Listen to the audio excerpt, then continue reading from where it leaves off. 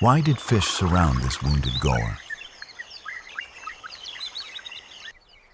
A full-grown gaur is one of the most powerful animals in the forests of India. Its shoulders rise above most cattle. Its horns can stop a predator. And its weight gives even a tiger reason to hesitate. But strength does not make an animal untouchable. Near the edge of a dry forest, an adult gaur moves through tall grass shortly after sunrise. Its head remains low, its ears turned toward every sound. The animal has walked this route before. It knows the smell of the trees, the direction of the wind, and the narrow trails leading toward water. But something else is already watching. A Bengal tiger lies hidden beneath low vegetation. Its body is almost invisible behind broken shadows and dry leaves. The tiger does not rush immediately. A gaur is too large to attack carelessly. The predator waits until the animal passes close to a line of dense bushes. Then it explodes from cover. The tiger reaches the gaur. They are not waiting to rescue the gaur. They are searching for food. One bird flies down and lands near the middle of the animal's back. The gaur's skin twitches beneath its feet. The bird pauses. Then it moves toward the shoulder and inspects the hair. A small tick is partly visible between the strands. The bird grips it with its bill. At first, the parasite does not move. Its mouth parts remain anchored in the skin. The bird pulls again. The tick releases. It disappears into this bird's bill. A second bird lands closer to the neck. It moves toward the base of one ear, where several parasites are clustered inside a protected fold. The gaur turns its head. Both birds lift away. But they return when the animal becomes still again. They continue searching across the shoulders, neck, and upper back. The birds remove some ticks, but they do not clear the entire body. Hundreds of hiding places remain beneath thick hair and inside deeper folds. And the birds avoid the injured leg. The wound attracts flies, moisture, and movement they do not fully understand. By now, fly larvae are developing in the damaged area. Only a few are visible near the outer edge. Most remain partly hidden beneath matted hair and softened tissue. These larvae are not cleaning the wound. In an uncontrolled injury, they may feed on damaged tissue, but some can also extend into living tissue and make the condition worse. The gaur shakes its leg. The movement dislodges nothing. It begins walking again. Its destination is a shallow river beyond the trees. The distance is not great, but every step forces the injured leg to carry part of an enormous body. The gaur moves slowly through dry grass. Its healthy rear leg pushes harder. The injured leg drags slightly before each hoof reaches the ground. The birds remain nearby. One lands again on the back. Another follows above the animal from branch to branch. The gaur reaches the riverbank. The slope is soft and muddy. Its front hooves enter first. Then the animal lowers its body deeper into the water. The river supports part of its weight.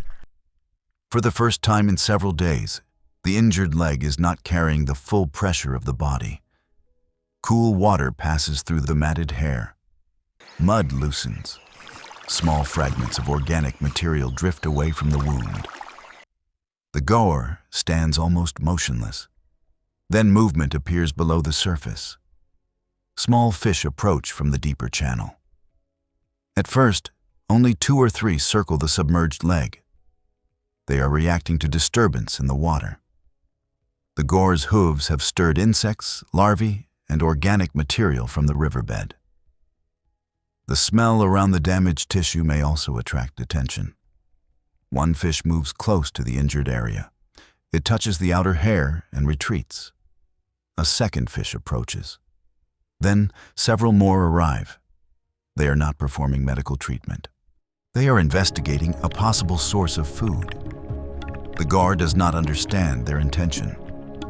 The fish do not understand its pain. Each animal is responding to its own needs. A small larva has become partly exposed near the outer edge of the wound. Water and movement have loosened it from the surrounding material. One fish grips the larva and pulls backward.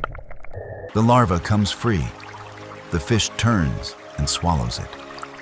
Other fish immediately move toward the same area. Some peck at material trapped in the hair.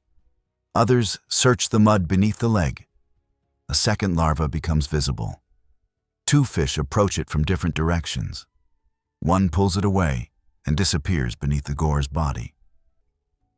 The animal lifts its legs slightly. The fish scatter. Seconds later, they return. Above the water, the birds continue feeding. One stands near the Gaur's shoulder. Another moves along the upper back. A swollen tick is attached near a fold behind the shoulder blade. The bird grips the parasite and pulls. The Gaur's skin contracts.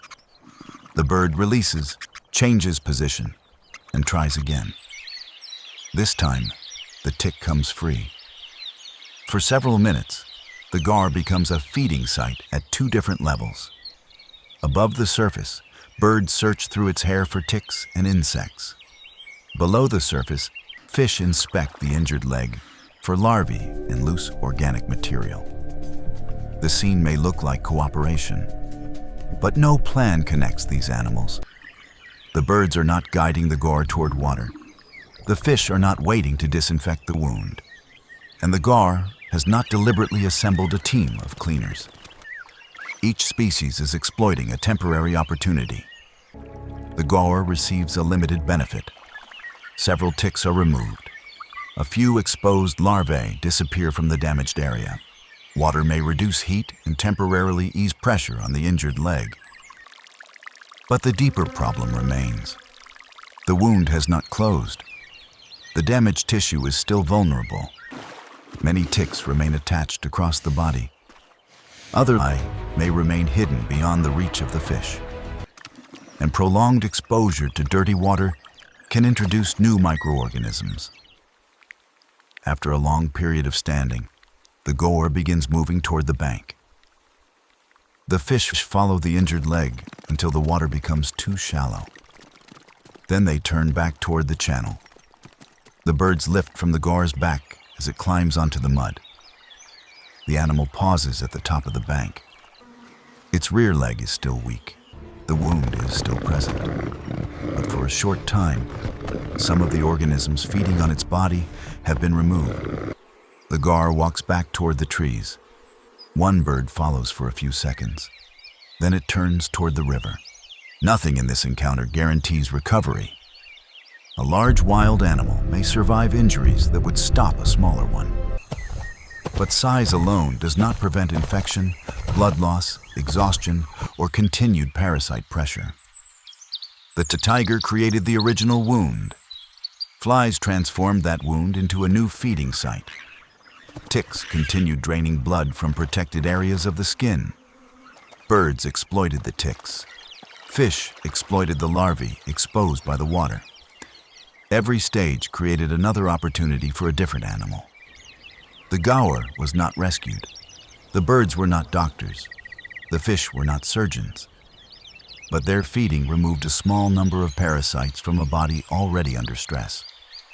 In the wild, suffering can create food, and an animal fighting to survive may become the center of an entire chain of opportunists. Some take from the surface. Some approach from below, and for a brief moment in a shallow river,